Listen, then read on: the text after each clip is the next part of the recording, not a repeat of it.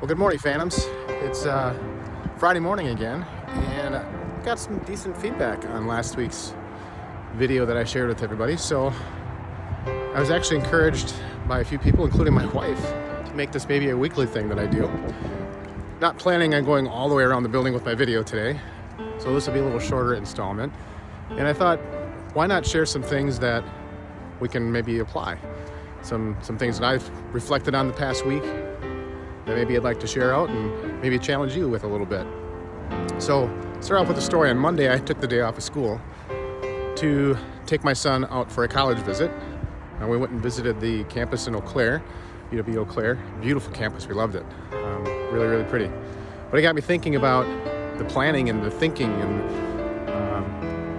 all the thoughts that are probably running through my son's head as he gets ready to figure out where he wants to go to school. Some pretty futuristic thinking, some visionary thinking. And I did some reflecting on my own self, and I know that people either they live in the present or they tend to be future thinkers.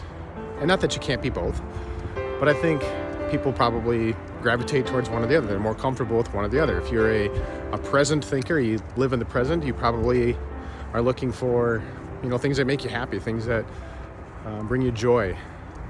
And if you're a future thinker, you're setting goals for yourself and you're looking for ways to accomplish those goals. And maybe if you're one or the other, you kind of struggle with the other one.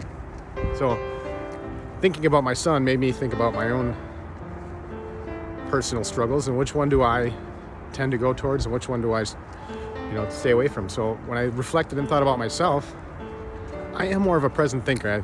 I know that I'm that way at home. I'm that way at school too. I live in the moment, which isn't a bad thing. But how do I be more visionary? How do I be more of a future thinker? Well, there's a few ways that I can do that. I can surround myself with people who are, because we can balance each other out. And I think that we, here at school for sure, have those people around me.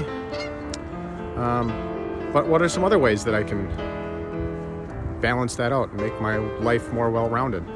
I can set goals for myself, share those goals with others, have people to hold me accountable, those kinds of things.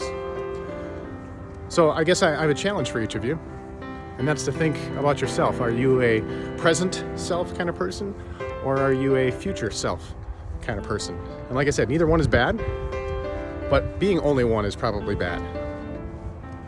So think about which one you are, and then what can you do about it? For myself, I'm gonna write some goals down. I'm gonna share those out and hopefully make my life a little more well-rounded. I challenge you to do the same. That's all I got for you this week, Phantoms. Have a good day, have a good weekend, and go Phantoms.